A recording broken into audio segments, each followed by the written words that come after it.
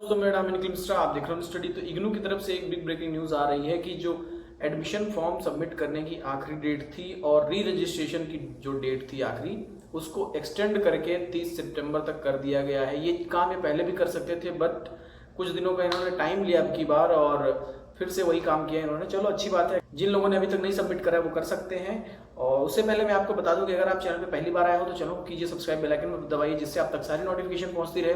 लाल colour का button दिख रहा होगा, आप उसको प्लीज क्लिक कर दीजिए। नेक्स्ट खबर की तरफ हम लोग बढ़ते हैं कि जून का जो टर्म एंड एग्जाम 2020 है, उसमें एक अच्छी बात यह है कि अपीयर होना कंपलसरी नहीं है। और इसमें 2 पॉइंट्स मैं आपको बताता हूं जो आपको शायद नहीं पता होंगे। पहली बात यह है कि आप सितंबर के एग्जाम में भी अपीयर हो सकते हैं, जो कल से स्टार्ट होने वाला है, और दिसंबर के एग्जाम में भी अपीयर हो सकते हैं। ठीक है, दोनों एग्जाम में आप अपीयर हो सकते हैं। दूसरा पॉइंट ये है कि आप कुछ एग्जाम, कुछ पेपर्स जो हैं वो सितंबर में दे दीजिए। जैसे आपके 6 पेपर हैं एग्जाम देने के लिए, आपने 2 पेपर इस सितंबर में दे दिया, उसके बाद आपको लगता है कि आपको प्रिपरेशन नहीं है या आप नहीं देना चाहते, तो जो बाकी बचे पेपर्स हैं उनका आप दिसंबर में एग्जाम दे सकते हैं।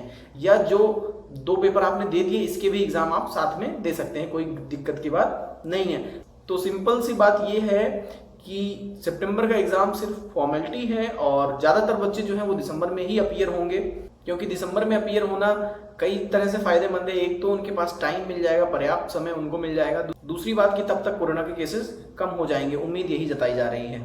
नेक्स्ट खबर की तरफ बढ़ते हैं हम लोग कि इग्नू की तरफ से एक स्टेटमेंट जारी किया गया था कि उन्होंने बताया था कि it is just a classroom test, not a exam.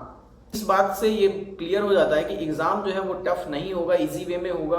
और जो लोग कल अपीयर होंगे उनके लिए ऑल द बेस्ट है। और वो लोग खुद आके बताइएगा आप सभी कमेंट सेक्शन में कि एग्जाम कैसा था, टफ था या इजी था। ठीक है, एंड नेक्स्ट खबर की तरफ बढ़ते हैं कि एग्जाम रिटन मोड में हो रहा है। आप सभी को पता है फिजिकली आपको वहां पे प्रेजेंट होना पड़ेगा।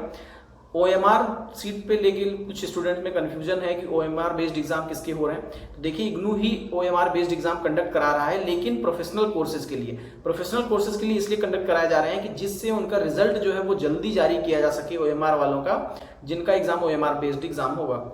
और जो बाकी बचे स्टूडेंट्स हैं फाइनल ईयर के, उनका एग्जाम रिटन मोड में कंडक्ट कराया जा रहा है। और अभी तक इन्होंने प्रेस कॉन्फ्रेंस करके कोई ज़्यादा डिटेल्स नहीं दी है फर्स्ट ईयर और सेकंड ईयर के प्रमोशन के लिए। शायद अभी 30 सितंबर तक इन्होंने जो डेट बढ़ा दी है रजिस्ट्रेशन की, ये सब शायद उसके आसपास ये लोग प्रेस कॉन्फ्रेंस करें डिटेल्ड में, क्योंकि अभी ये एग्जाम कंडक्ट कराने के मूड में है फाइनल वालों के। तो इसको एग्जाम होने के बाद ही कुछ चीज़ें क्लियर हो पाएंगी।